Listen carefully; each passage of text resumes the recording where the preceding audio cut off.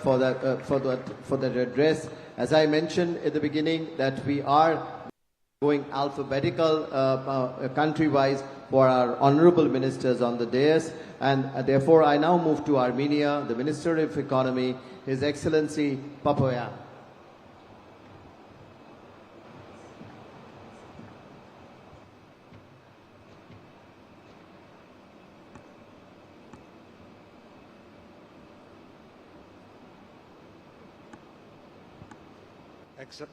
Excellencies, distinguished ministers, esteemed business leaders, ladies and gentlemen.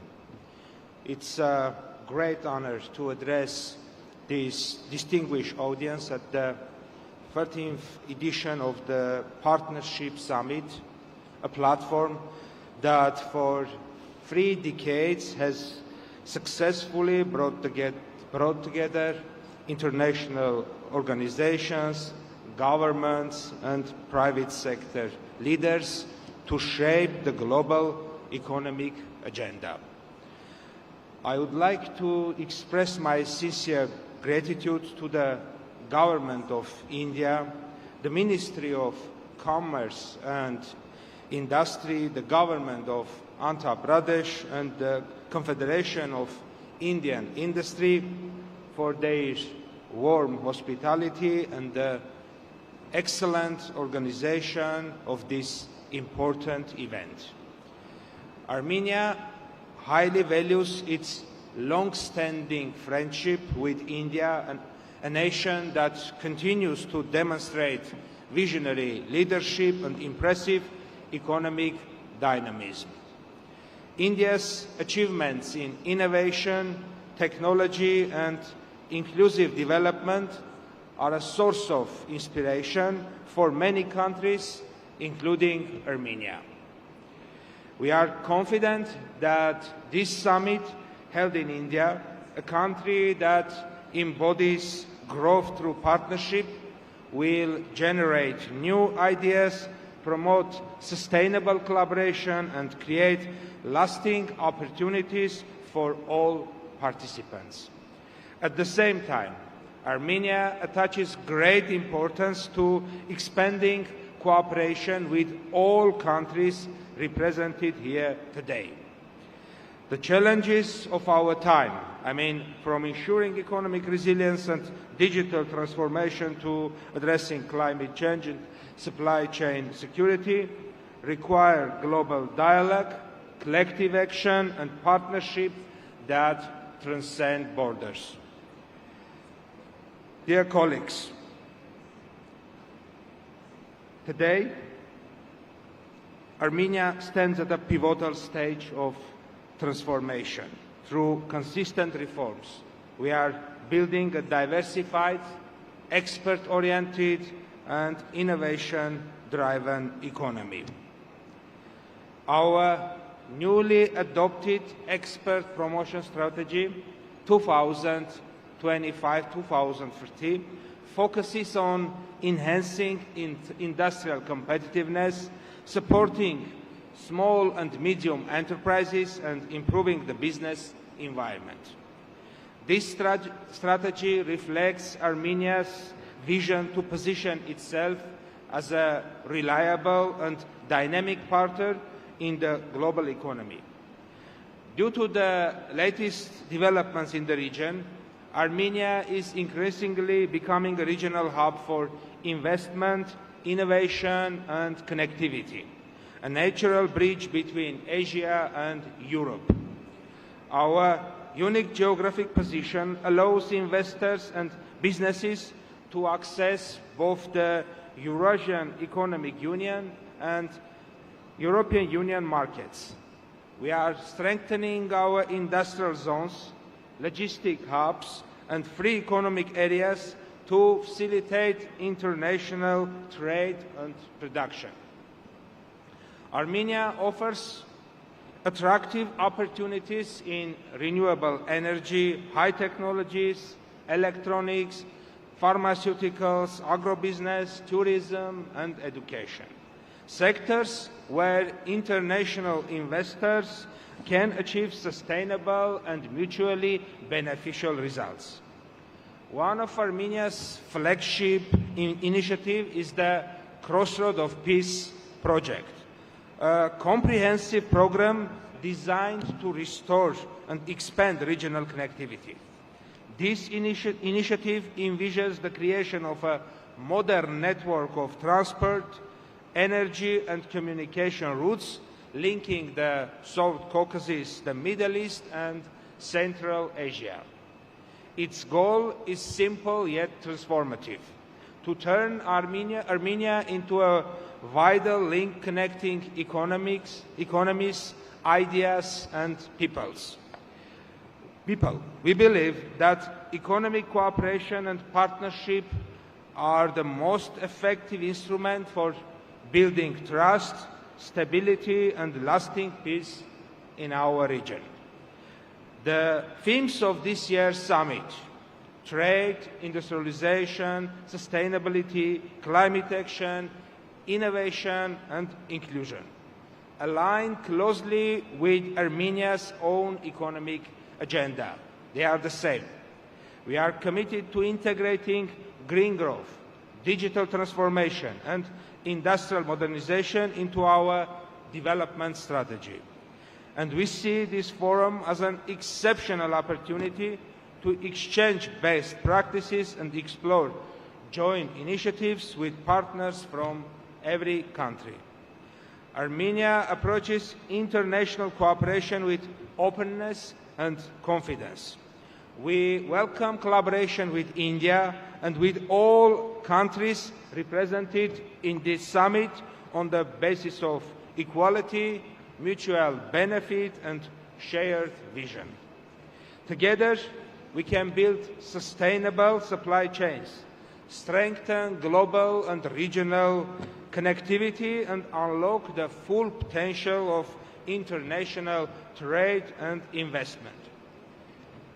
Ladies and gentlemen, in conclusion, I would like to reaffirm Armenia's readiness to engage in constructive partnership that advance shared prosperity and peace.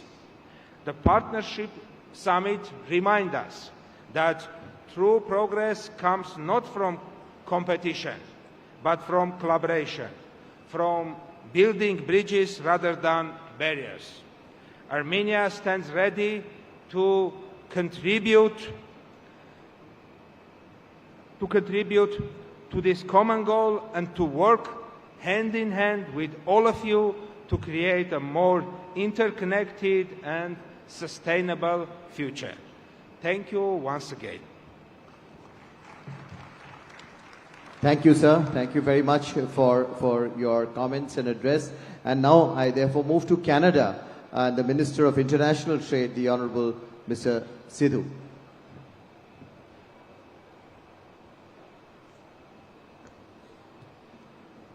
Well, thank you for that kind introduction. Hello, everyone. Bonjour et tous. Namaste. I'm delighted to be here in India for my first visit as Canada's Minister of International Trade. Minister Goyal, it was great to see you yesterday for a very productive meeting. And I want to thank you and, of course, Chief Minister Naidu for having us here today. I also want to thank the CII team, Director General Chandrababu Banerjee, and, of course, President Rajiv Memani, and your incredible team for bringing us all together, and a huge congratulations for your 30th summit. As you know, Canada, Prime Minister Mark Carney and I have set an ambitious target of doubling our non-U.S. exports to the tune of $300 billion. Our new government is making big changes. We passed legislation in June to get big nation-building projects built faster. Projects that would typically take 10, 20, 30 years, we're going to get that done in 2 years in terms of permitting. That means ports, energy projects, critical mineral projects will be built faster in partnership with the provinces, territories, indigenous communities. We're welcoming investors from all around the world. We're welcoming close to the tune of $500 billion to get these big projects built faster, and we welcome Indian investors. In trade, Canada has been taking ambitious steps to achieve that goal, starting with diversifying our international trade portfolio and unlocking new markets for Canadian businesses. And as Dr. Ngozi said, rules-based trade must be protected, and Canada is seen as a reliable, stable trading partner and will always be seen that way to protect rules-based trade. Last month, I joined Prime Minister Carney at the ASEAN Summit because we believe that the Indo-Pacific region is an important partnership for Canada. To that end, you may have also heard Prime Minister applaud the progress Canada and India have made since he met with Prime Minister Modi at the G7 Summit in Canada in June, and since my colleague Minister Nunn was here last month. I'm here to continue that progress by strengthening trade and investment ties and helping Canadian businesses make connections with Indian partners. Indeed, the things that are being discussed at this summit, tech, AI, manufacturing, energy, critical minerals, sustainability, environment, and social safeguards inclusion are areas where Canadian firms have a lot of experience and can contribute to India's growth. In October, our countries laid out a roadmap focused on greater bilateral collaboration in many of these same areas and more, including infrastructure, digital innovation, agri-food, and reinforcing our partnership in education. And yesterday, we had a fruitful conversation on areas of collaboration and trade, as well as investment opportunities in both here in India and Canada. Minister Goyal and I launched the Canada-India Ministerial Dialogue on Trade and Investment to strengthen cooperation on our economic partnership. Minister Goyal, I think we can both agree that those discussions were very fruitful, and I look forward to having more of those with you. Those meetings and events like this summit not only help deepen our long-standing people-to-people ties, they also build on the strong trade and investment ties that we already have. Now, looking at the partnership list right behind me, many of the partners here that are supporting this summit have a footprint in Canada. Canadian institutional investors have put $107 billion into India. Canadian firms employ at least 50,000, while Indian investors in Canada employ thousands, and these figures keep growing every year. Two-way trade is steadily growing. In 2024 last year, our bilateral trade reached nearly 31 billion Canadian dollars, and there's much more room to grow. Looking ahead, I see a bright future. Our economies complement each other. Canada can provide the natural resources like energy and innovation to power India's growth. Together, and I really mean government and industry working hand in hand to carry this momentum forward. I understand the value of industry firsthand, as I spent 13 years working in international trade, and I know it will take our businesses to push our relationships forward and be our guiding North Star. Together, to borrow a cricket reference, hit a century and celebrate our shared success. Thank you, Dhanyavad, and enjoy the summit. Thank you very much, Honourable Minister, for that short and very crisp and direct message. Thank you. And I move to Mauritius and request the Honourable Minister of Commerce and Consumer Protection, the Honourable Mr. Sankshema, to give his remarks and address.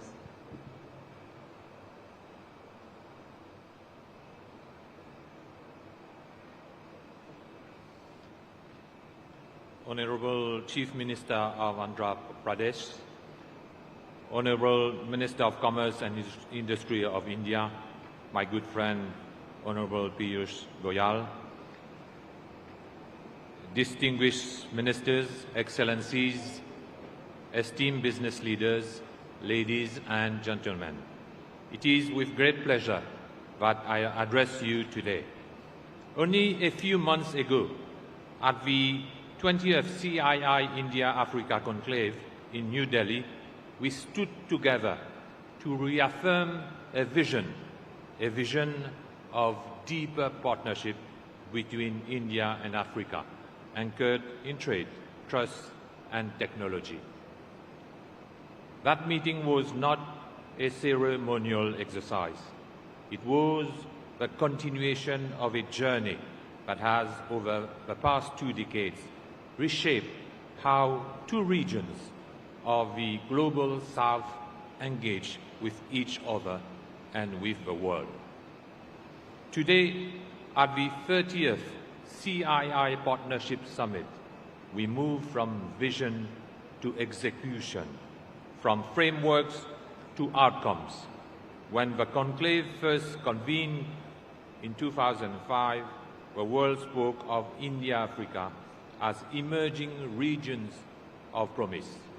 Today, we no longer speak of promise. We speak of performance. Africa has become the fastest urbanizing continent, home to the world's youngest population. India stands as a global powerhouse in digital innovation and advanced manufacturing. And Mauritius has remained the trusted bridge between these two regions, connecting markets, investors, and aspiration across the Indian Ocean. Earlier this year, the visit of Prime Minister Sri Narendra Modi to Mauritius marked a defining moment with the adoption of the India-Mauritius joint vision for an enhanced strategic partnership, reaffirming both governments' commitment to deepen collaboration in trade, investment, innovation, and financial services. This renewed framework underscores that our cooperation now extends beyond commerce. It is about building shared capacity and resilience across the Indian Ocean region.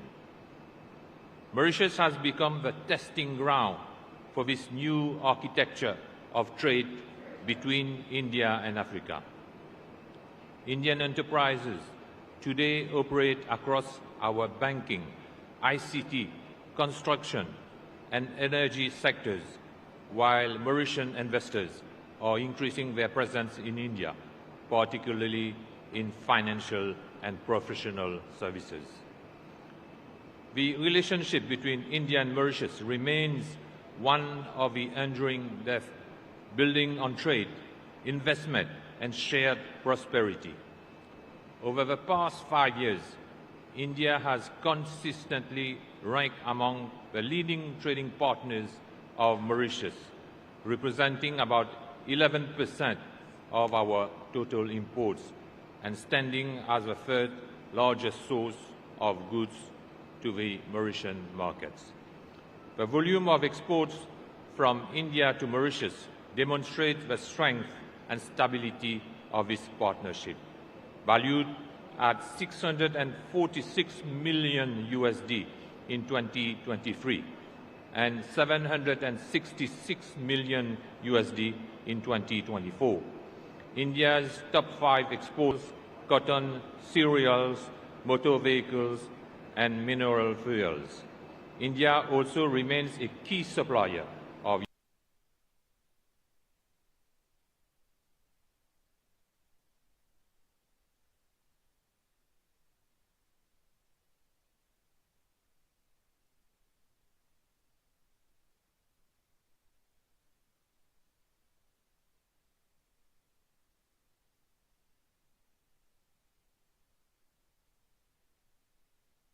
yarn and fabrics, which support Mauritius' textile and clothing industry, one of the backbones of our manufacturing sector. Conversely, Mauritian exports to India have steadily diversified from 24 million USD in 2019 to 46 million USD in 2024, comprising mainly medical devices, waste, and scrap of cast iron, aluminium, alloy, steel, and lead acid accumulators. Investment flows tells an equally compelling story. Cumulative FDI, equity inflows from India to Mauritius between April 2000 and March 2025 totaled to 180 billion USD, accounting for around 25% of India's total FDI inflows during that period. This partnership is reinforced by the strong institutional and corporate presence of India and Mauritius.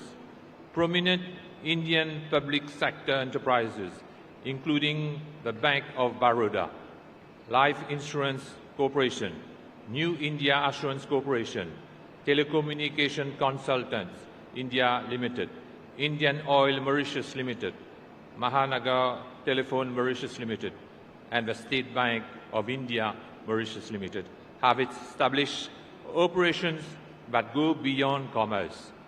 Through their corporate social responsibility programs, these entities have contributed significantly to community development, education, and skills transfer in Mauritius.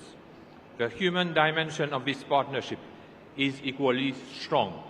Over 26,000 Indian nationals and 14,300 overseas citizens of India live and work in Mauritius today, contributing to the social and professional fabric of our society.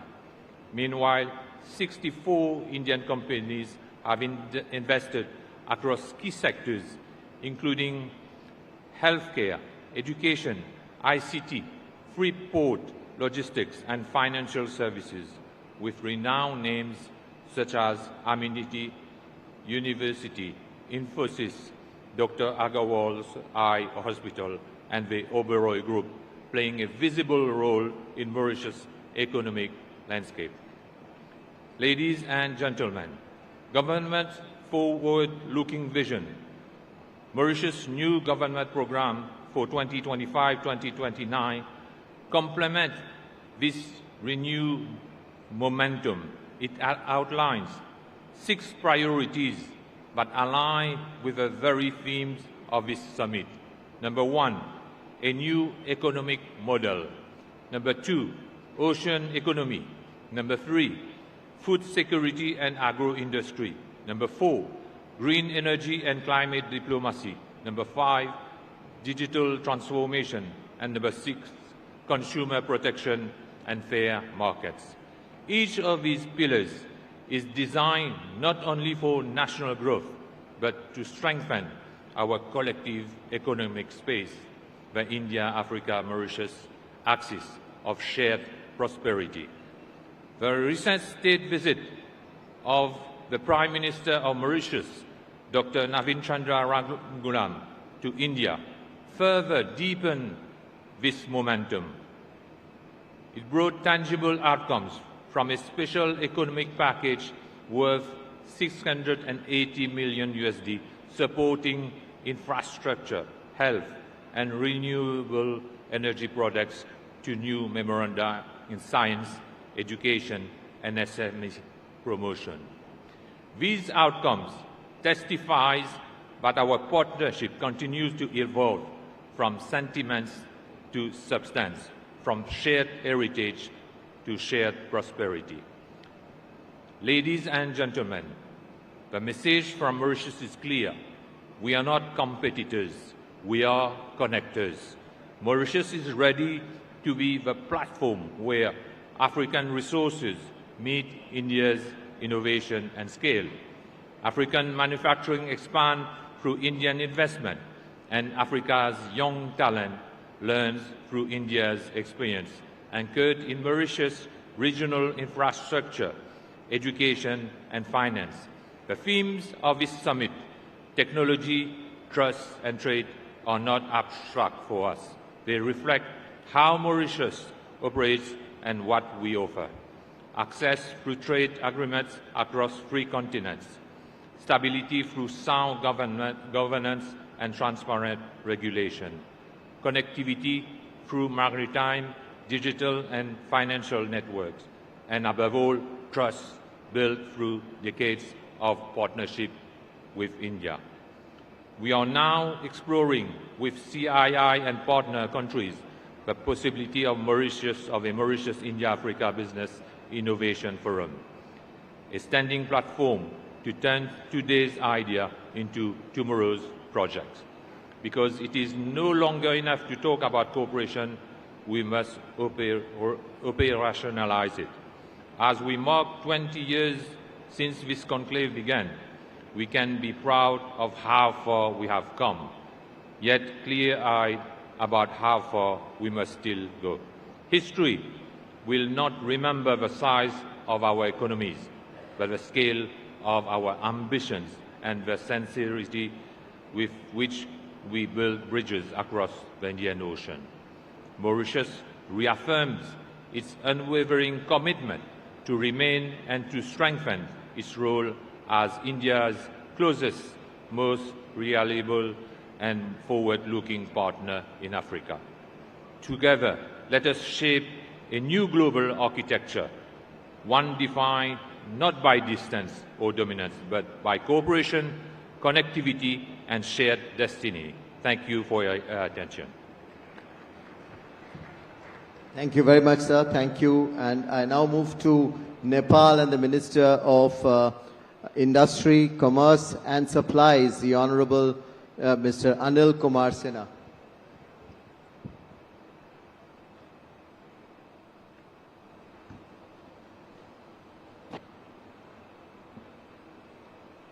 Excellency, Sri Piyush Goyal ji, Chair of the Summit and Minister of Commerce and Industry, Government of India.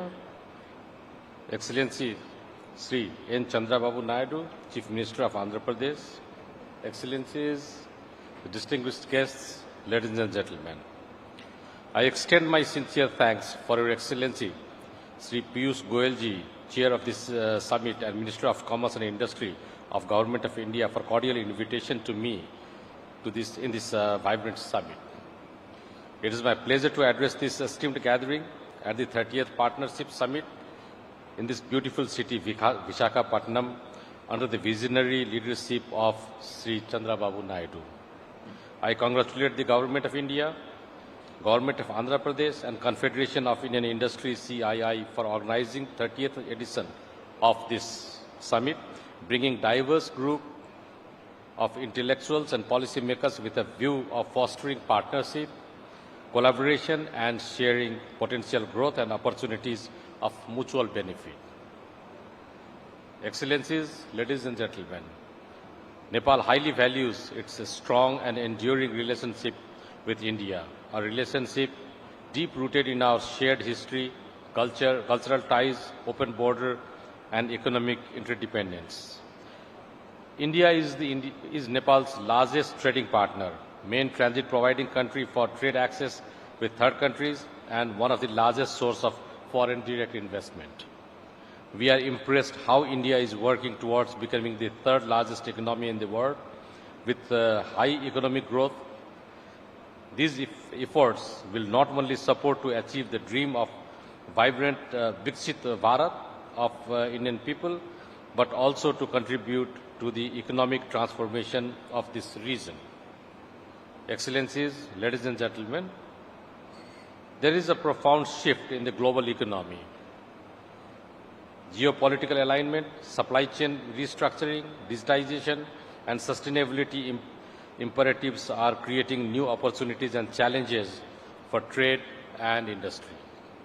Technology also offers new modes of service exports, digital trade, e-commerce, and cross-border platforms, which help us to integrate into regional and global value chains. In the view of new geo-economic order, technology alone is not enough. Trust is the bedrock upon which trade and investment flourish.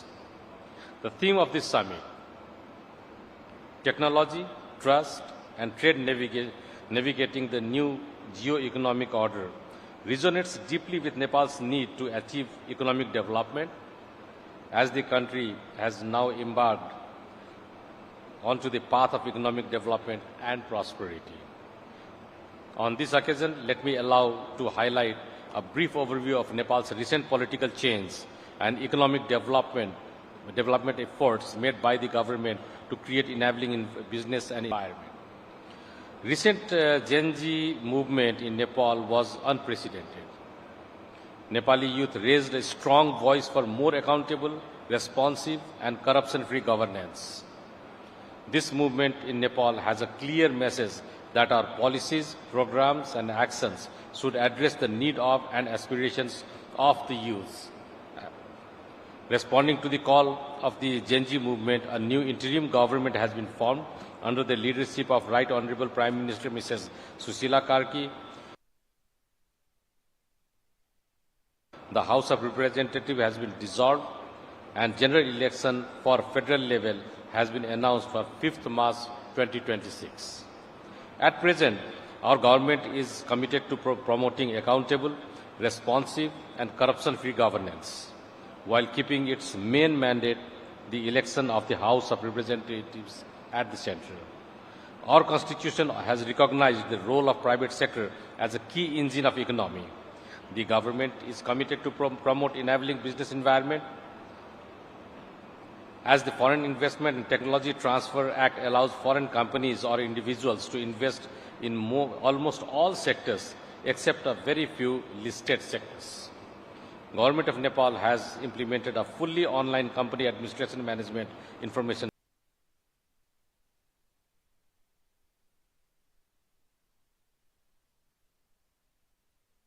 system called CAMIS for the modernization of company administration and established a one-stop service center for facilitating registration and providing facilities to the investors.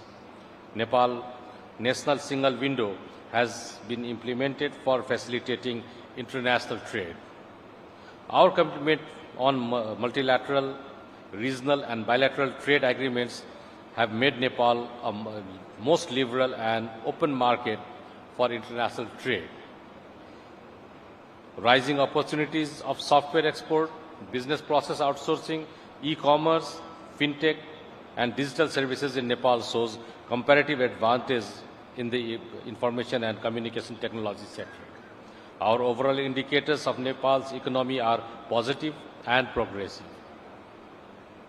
Foreign investors investing in Nepal are getting higher rate of return with guaranteed repatriation of profit and capital of their investment.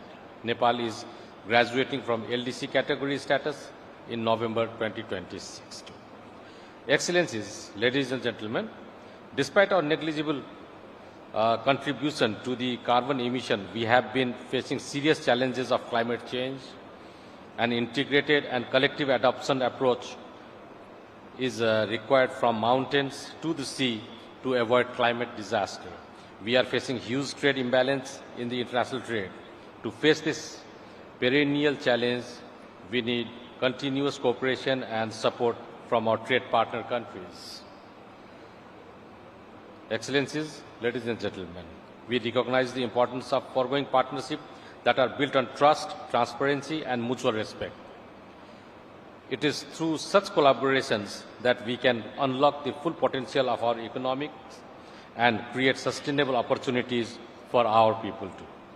Nepal offers a wealth of opportunities in sectors such as tourism, hydropower, agriculture, information technology, and manufacturing.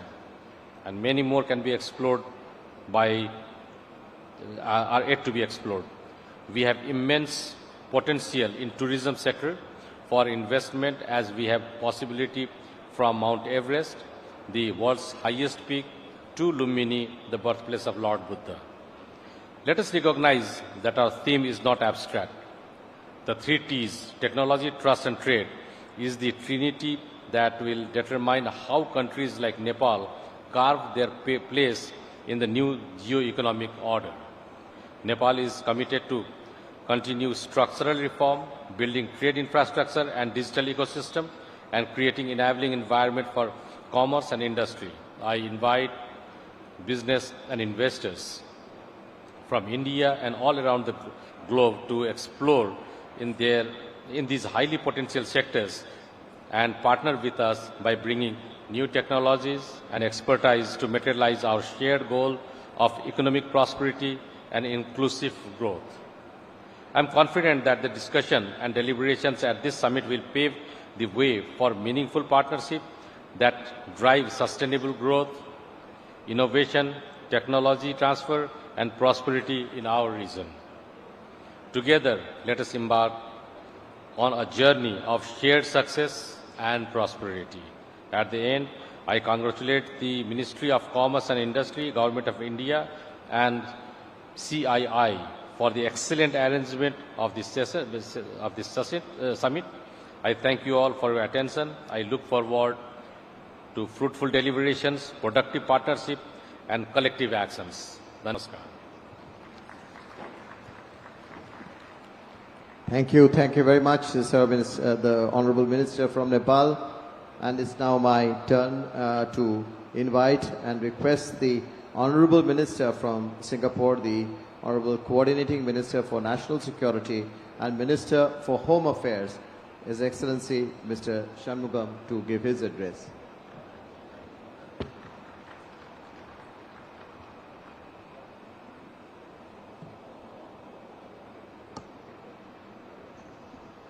Honorable Chief Minister of Andhra Pradesh, Shri Chandrababu Naidu, Honorable Minister of Commerce and Industry, Shri Piyush Goyal, Ministers, Excellencies, business leaders, ladies and gentlemen.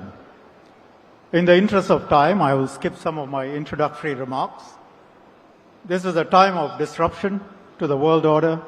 There is great uncertainty as to how the changes will work out. We in Singapore believe in the growth of India, and relations between India and Singapore are strong, and they are expanding in scope and depth.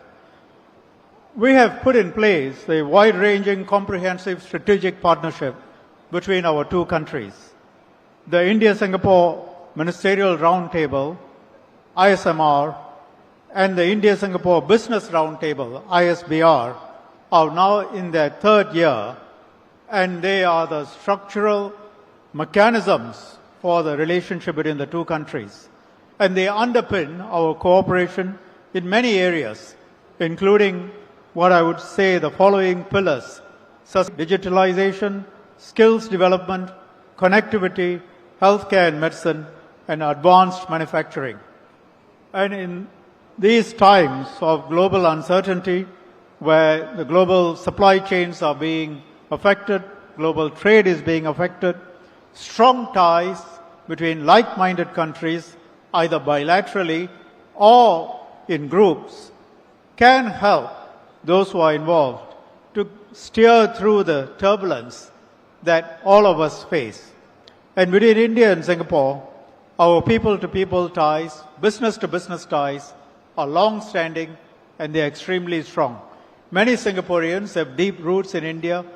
Many Indian families have members who are either studying or working in Singapore. And many Singaporean companies are investing in India, doing good business with Indian partners, and vice versa. Last year, India attracted close to US $15 billion from investors in Singapore. That's 20% of all FDI into India. Yesterday, my colleague, Minister Gan Xiao Hung, visited the new AISAT's logistics park in Bengaluru. This development will give a boost to Indian companies in the export-import sector. Given our size, it is a challenge for us to be in all states in India. We focus on some states where the areas where we in Singapore do well have some relevance. Honorable Chief Minister, Mr. Naidu, has been a strong advocate of close cooperation with Singapore, and as a result, we have had a very good, long-standing partnership, and we hope to do more with Andhra Pradesh. And it's a show of our faith and our deep interest, and the interest our companies are showing, that we, Singapore, probably the smallest country represented here, has the biggest business delegation, and led by two ministers. You know, Singapore, we are quite careful in how we spend our money. So this is a statement of intention. Later today, our respective governments will sign a memorandum of understanding to establish a framework of cooperation in sustainable urban governance, digital governance, human resource development, and sustainable economic development. We hope this MOU will support the realization of the vision of Swarna Andhra 2047 for a wealthy, happy, healthy state. In closing, I wish everyone a fruitful partnership summit, and we look forward to deepening cooperation with our partners, working more closely together for the benefit of our peoples. Thank you. Thank you. Thank you very much, Honorable Minister, for that very sharp, short and sweet message. Thank you. And I now request the Honorable Minister from Venezuela, the Minister of People's Power of Ecological Mining Development, His Excellency Hector Hernandez, to please address us.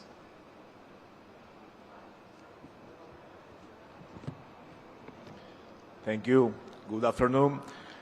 Estimated ministers, authorities, colleagues, and friends, good morning. Good afternoon.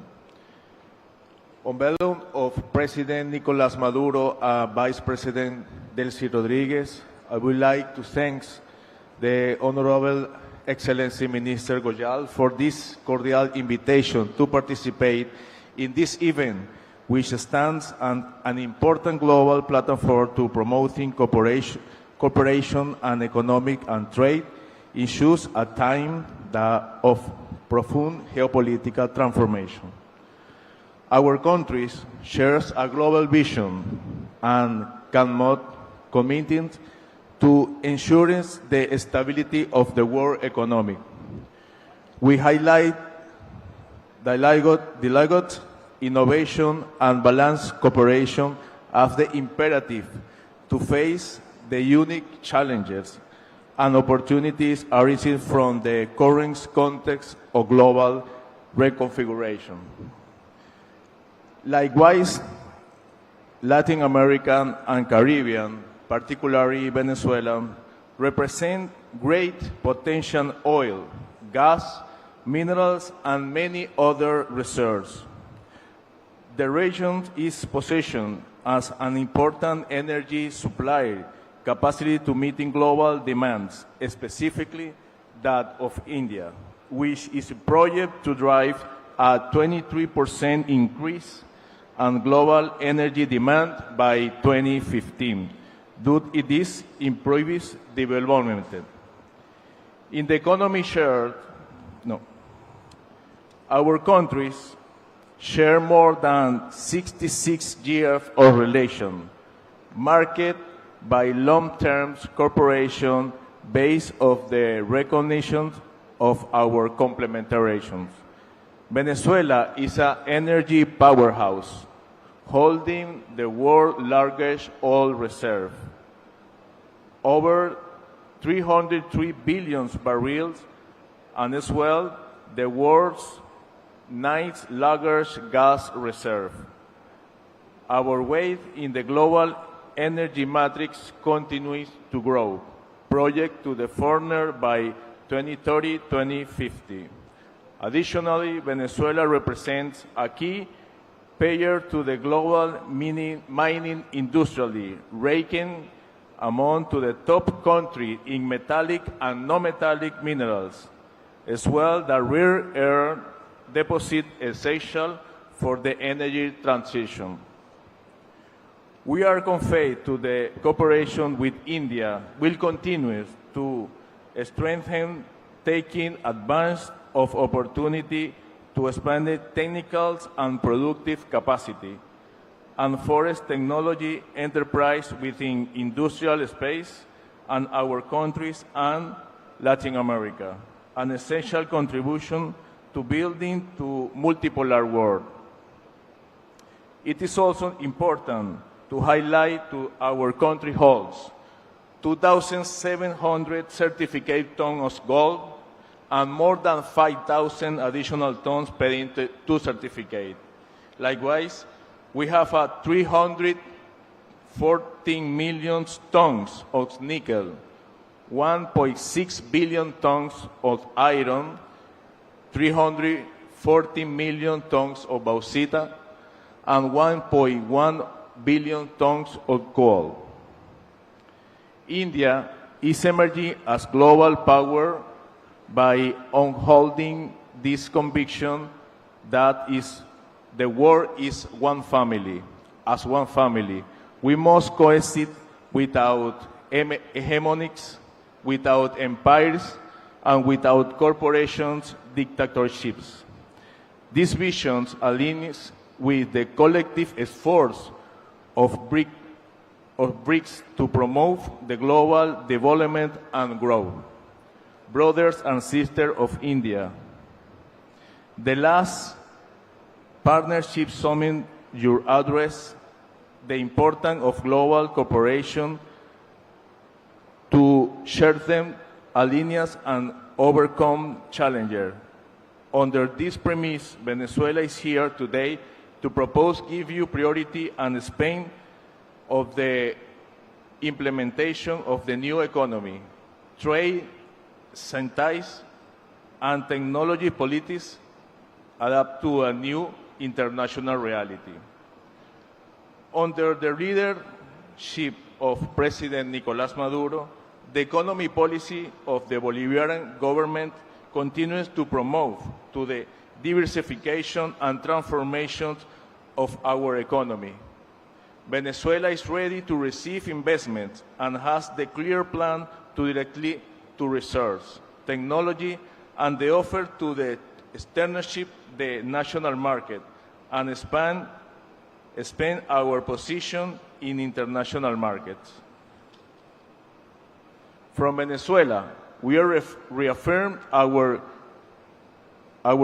commitment to advance a new initiative and industrial and productive projects to grow and development for our country, build our unity, solidarity, and complementarity. Thank you so much.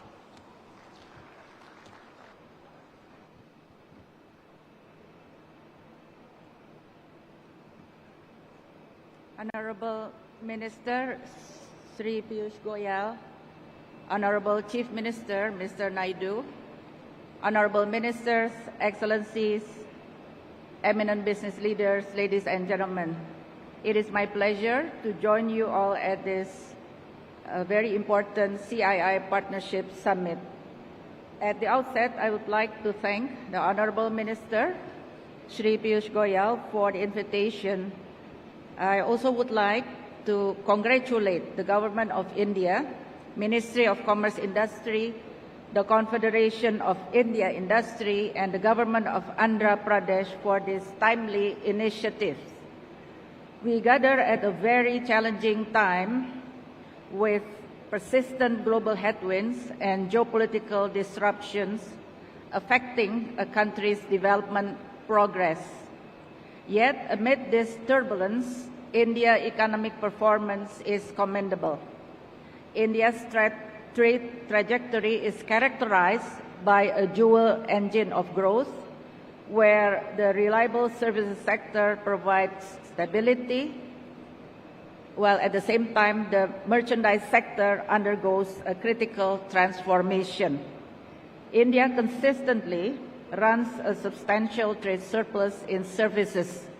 This growth is driven by high-value exports in IT and professional as well as digital consulting, which acts as the primary buffer against external shocks.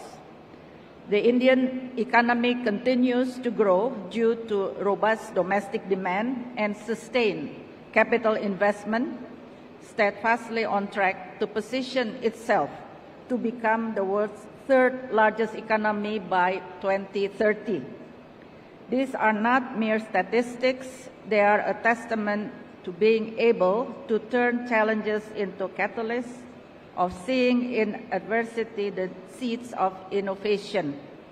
The vision of Prime Minister Modi set a very clear agenda and roadmap for development and implemented by the action-oriented policies under your leadership, Honorable Minister Sri Piyush Goyal. The transformation of India's economy, supported by the alliance between government vision and industry ingenuity, government policy and infrastructure, together with industry's enterprise and execution, have created a fabric of resiliency and adaptability to weather global turbulence. Consider the pillars of this partnership, namely, the first one is infrastructure, which remains the backbone of economic dynamism of India's ambitious initiatives, such as the National Infrastructure Pipeline and the Gati Shakti Master Plan, exemplify how government foresight, backed by public-private partnership, can accelerate connectivity. When industry steps forward with smart cities and high-speed rail, India India construct corridors of commerce that links its 1.5 billion aspirations to the world's markets. In the Asia-Pacific region, where Ysrcp champions regional integration, such models inspire. Our own efforts through the ASEAN Highway Network and the Trans-ASEAN Railway have shown that collaborative infrastructure can reduce trade costs by up to 30%, unlocking trillions in potential. Secondly is the digital frontier, where India is one of the global leaders. The Digital India campaign, propelled by government-led reforms in data governance and broadband expansion, has democratized access to technology for millions. Yet it is the industry's role through platforms such as the UPI, which processes billions of transactions seamlessly, that has catapulted India into a digital powerhouse. As we navigate the fourth industrial revolution, this partnership must evolve, in which governments must foster enabling regulations while industries invest in skilling the workforce for AI and cybersecurity. We see this as key to our region. Bridging the digital divide could add about $1.5 trillion to the region's GDP by 2030. India's model shows how proactive collaboration can make digital dividends inclusive, ensuring no one is left behind in the race to the cloud. And finally, the green transition is an imperative that tests our collective resolve on climate action. Government incentives such as the production link incentive scheme for renewables, coupled with industry's innovation in solar and electric mobility, are driving a just energy transition. Together, they are creating jobs, curbing emissions, and positioning India as a leader in sustainable manufacturing. Imagine green hydrogen hubs powered by partnerships that export clean tech to a decarbonizing world. In closing, we see that India's 6.5% trajectory, we see it as your invitation to collaborate and not to compete. Let government and industry be partners in building not walls of protectionism, but windows of possibility and opportunity. Thank you very much for your kind attention. I wish you all a very successful summit. Thank you very much. Thank you very much for your address, and really would be grateful to you for your continued engagement in the matters that you have raised. I now turn to our two chairs and co-chairs, and I'll first request our Honorable Minister for Commerce and Industry to give his comments and remarks. First, please. Yeah, you. Right. So thank you, Mr. Minister, and now may I therefore request Mr. Chandrababu Naidu Garu, the Honorable Chief Minister of Andhra Pradesh, to make his comments, please.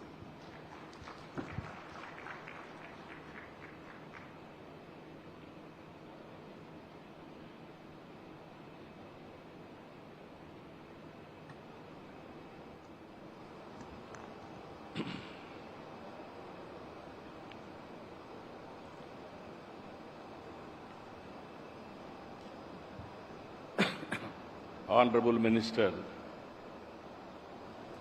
of Commerce and Industry, Government of India, Chairman, 30th CII Partnership Summit, Sri Piyush Goyal ji,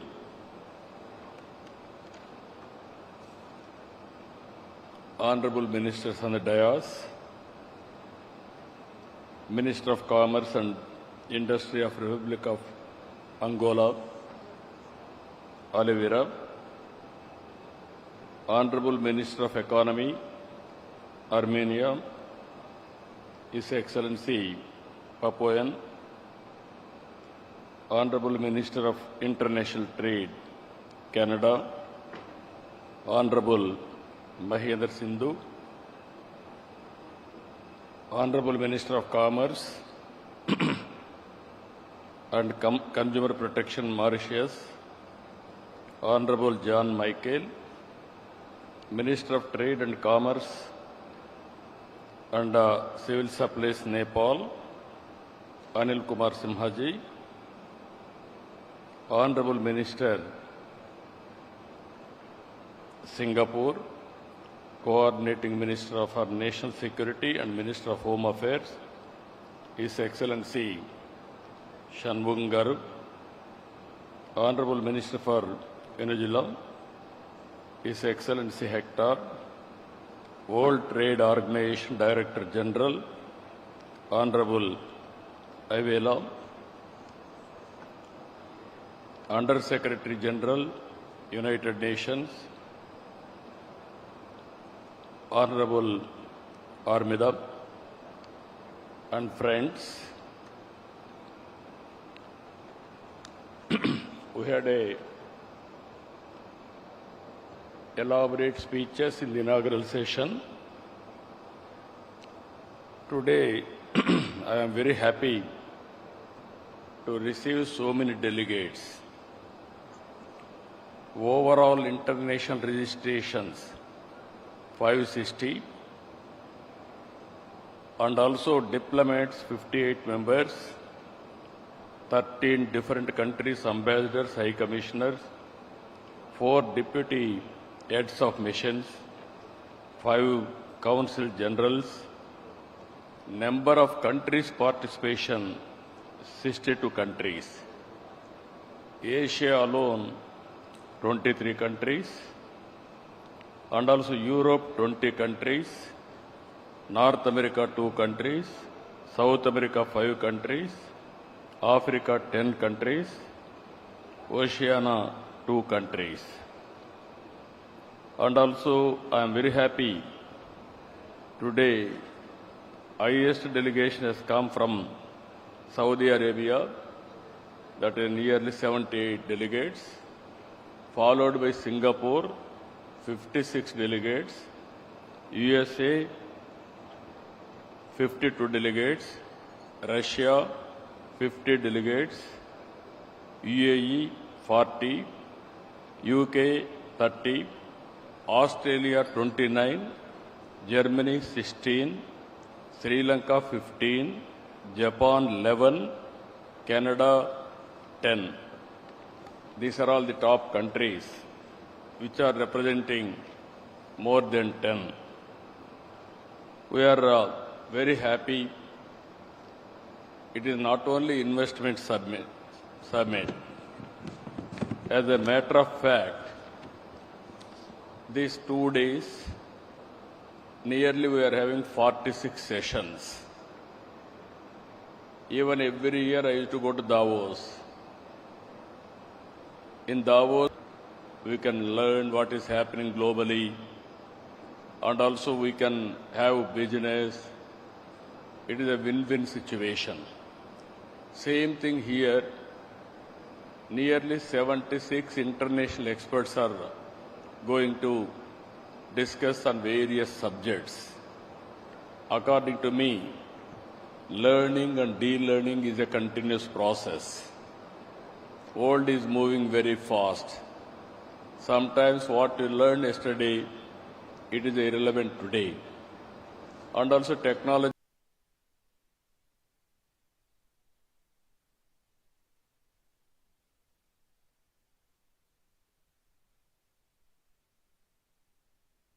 breakthroughs have come in a big way.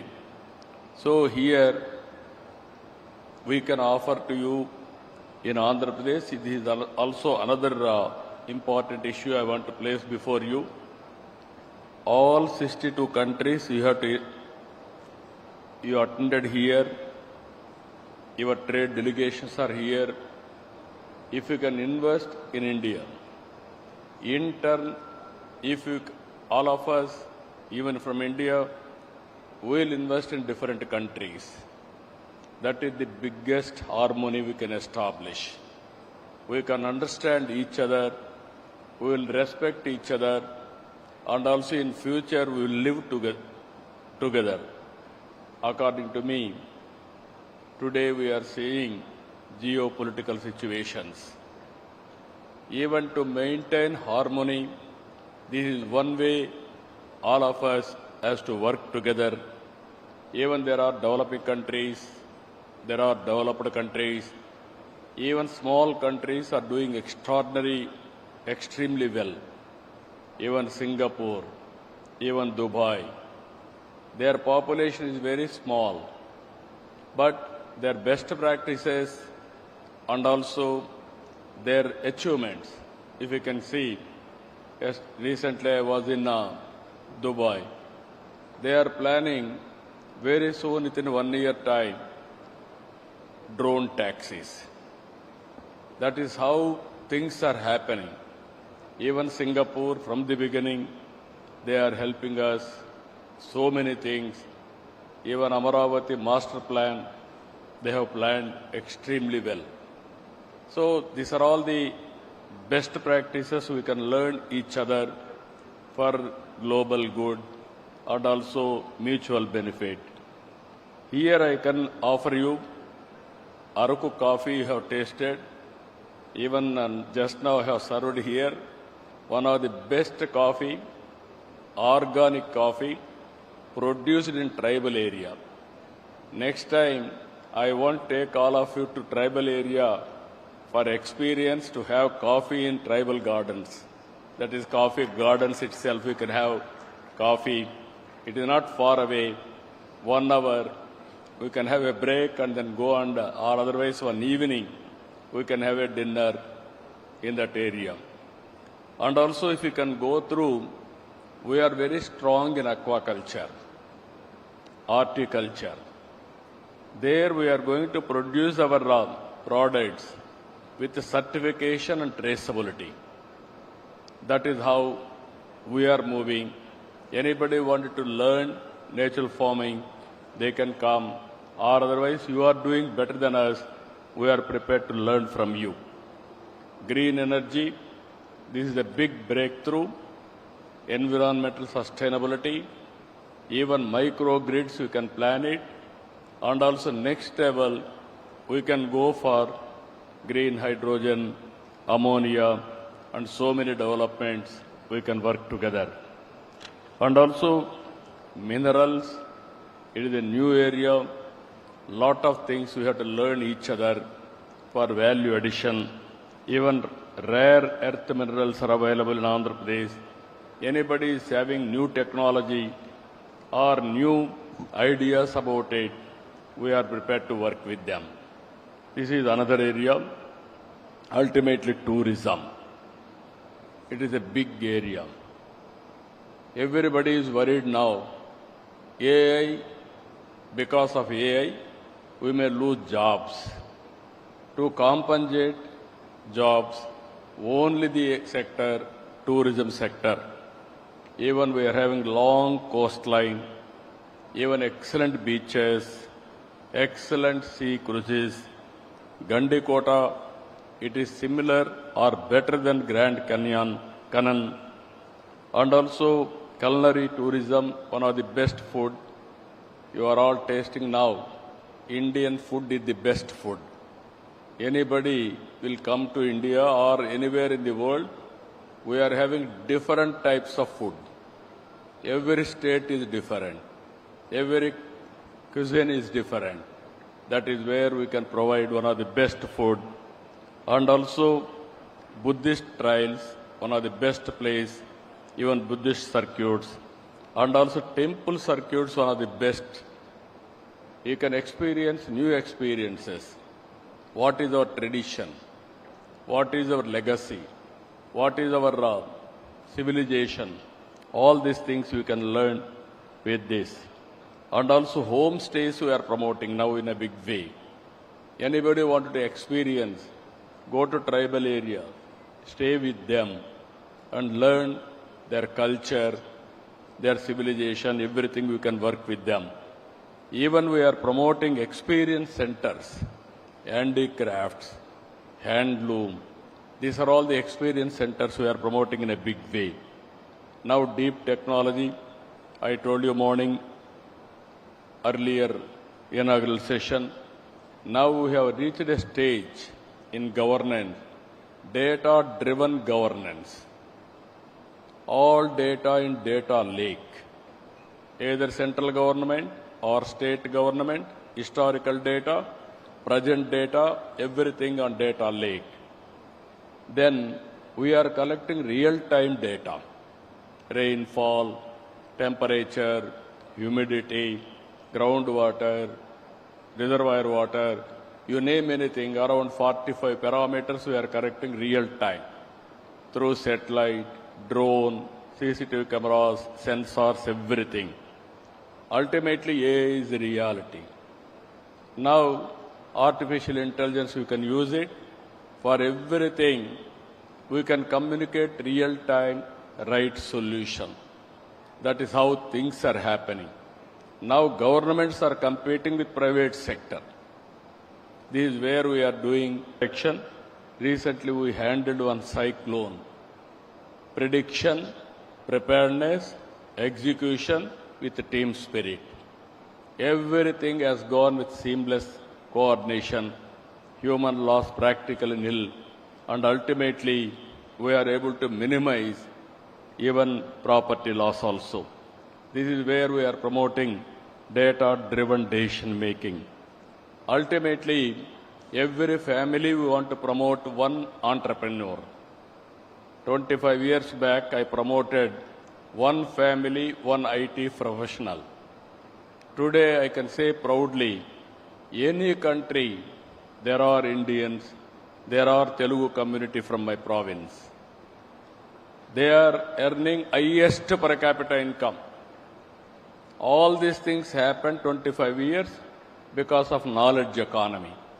Now I am promoting one family, one entrepreneur. Family, they have to use AI.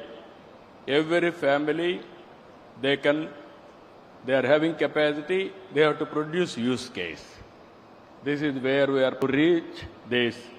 We are having THOTA Innovation Hub, hub and spoke model. State as a hub, 5 zones, 5 spoke model. Industry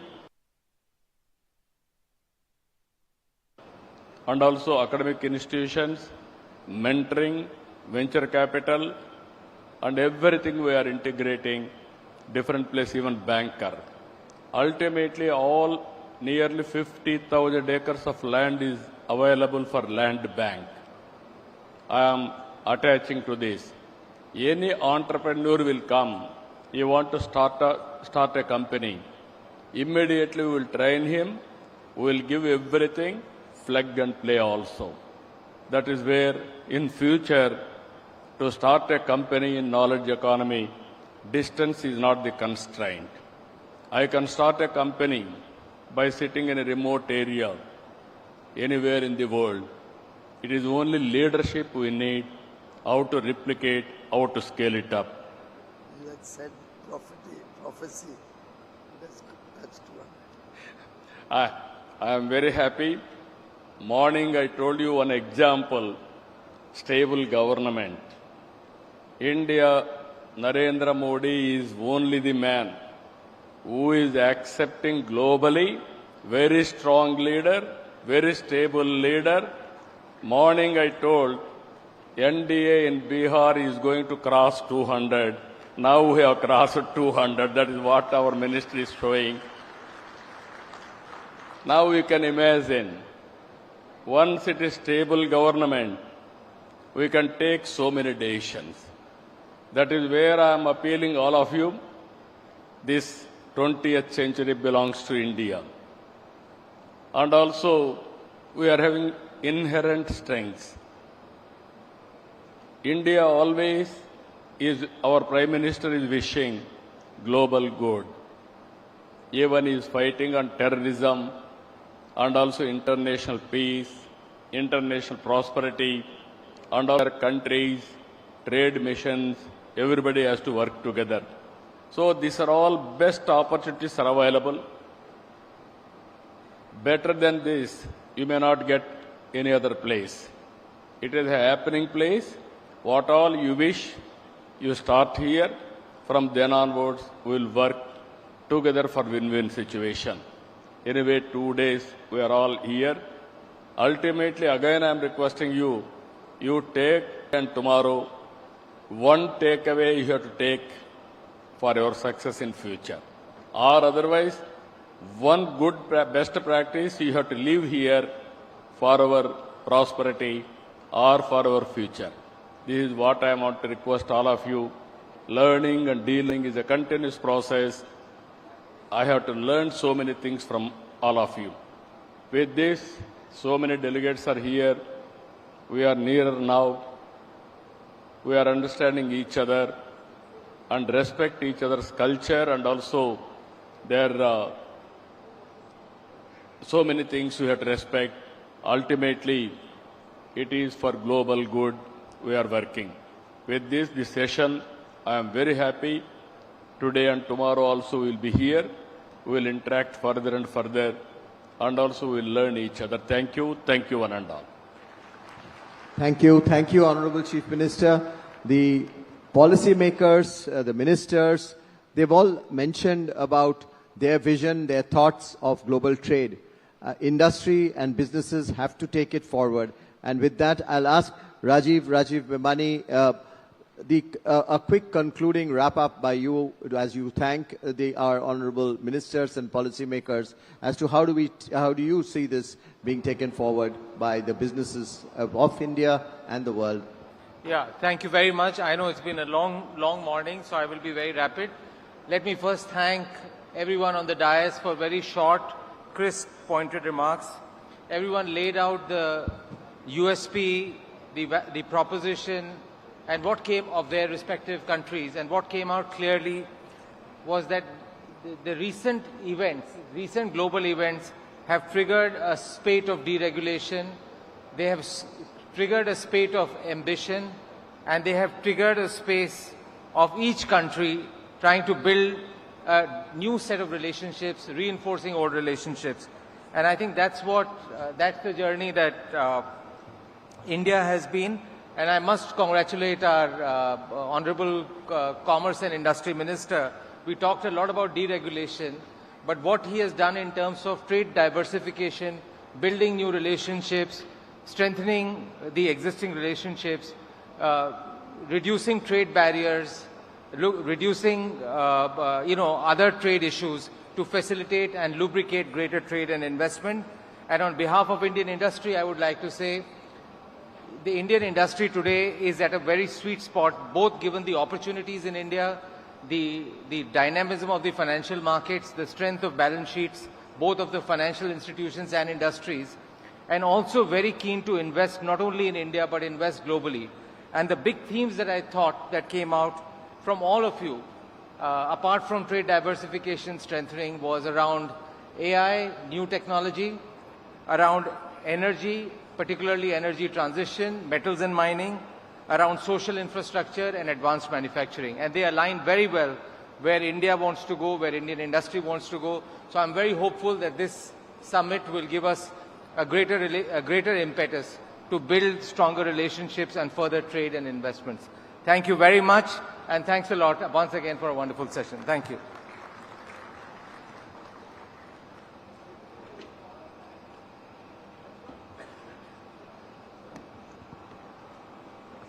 Ladies and gentlemen, after this photo opportunity, we will conclude this session. And I know it's rather late, but I invite all of you to join us for a quick lunch so that we can all come back and reconvene in this hall for our next session at 2:30. Request all of you to please come back after a quick lunch by 2:30, and we'll start our next session thereafter. Thank you very much.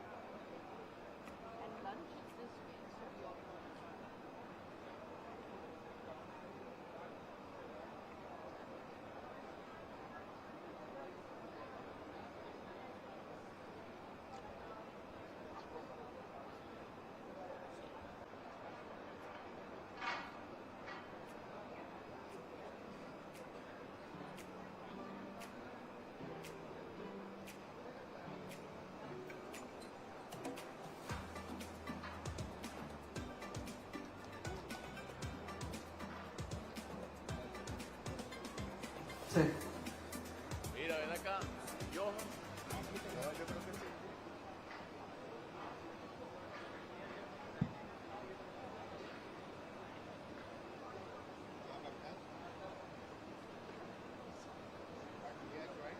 Go quickly by the time we